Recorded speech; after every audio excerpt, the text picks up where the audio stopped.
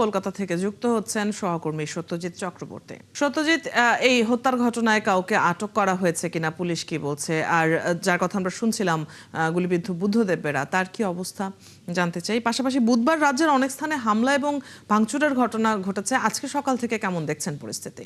বুদ্ধদেব বেরা তিনি এখনো কিন্তু সংকটে আছেন, তার প্রাণ এখনো পর্যন্ত সংকট কাটেনি।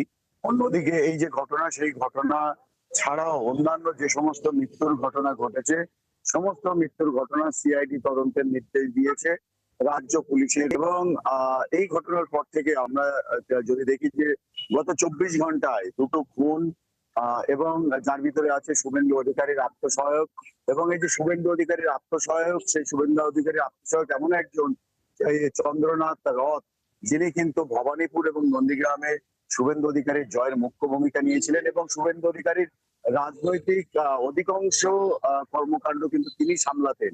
স্বাভাবিক কারণে এই মৃত্যু কিন্তু একটা ক্ষতি এবং বিপর্যয় শুভেন্দু অধিকারীর জন্য। পাশাপাশি বিজেপি নেতৃত্ব, তৃণমূলকে দায়ী করা হয়েছে। এবং অন্যান্য যে সমস্ত ঘটনা ঘটেছে গত 24 ঘন্টায়, যার ভিতরে কোথাও কিন্তু মসজিদে বিজেপির পতাকা লাগানো হয়েছে, কোথাও আবার মূর্তি ভাঙা হয়েছে প্রতিমার। তো এরকম একাধিক ঘটনা ঘটেছে, কোথাও দোকান ভাঙচুর করা হয়েছে, তৃণমূল বিজেপি সংঘর্ষ হচ্ছে বিভিন্ন জায়গায়।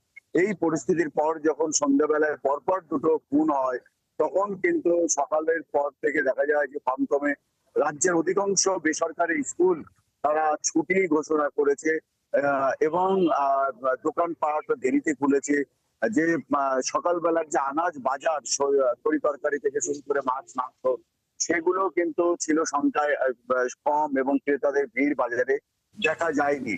যদিও রাজ্য পুলিশের ডিজি থেকে শুরু করে পশ্চিমবঙ্গের প্রত্যেকটি জেলার শাসক এবং পুলিশ তারা বলেছে যে কোনো রাজনৈতিক রং দেখা হবে না। বিজেপি ক্ষমতায় জিতলেও বিজেপি যদি কোথাও হামলা করে আর এবং তারা যদি দুষ্কর্ম করে, তাদেরও যেমন গ্রেপ্তার করা হবে, তেমনি যারা অন্য আর কি বিরোধী রাজনৈতিক দল, সমস্ত রাজনৈতিক দলের উদ্দেশ্যে কিন্তু একই একই আর কি বার্তা দিয়েছে। তো স্বাভাবিকভাবে এখন দেখা যাচ্ছে সত্যজিৎ, আমরা শুনছিলাম আপনার কাছ থেকে যে এরকম আশ্বাস পাওয়া গেছে যে সহিংসতা হলে দলমত নির্বিশেষে ব্যবস্থা গ্রহণ করা হবে। আপনি খবরাখবর রাখছেন নিশ্চয়ই, আমরা পরবর্তীতে আবারও জানবো। দর্শক সহকর্মী সত্যজিৎ চক্রবর্তী কলকাতা থেকে যুক্ত ছিলেন এতক্ষণ।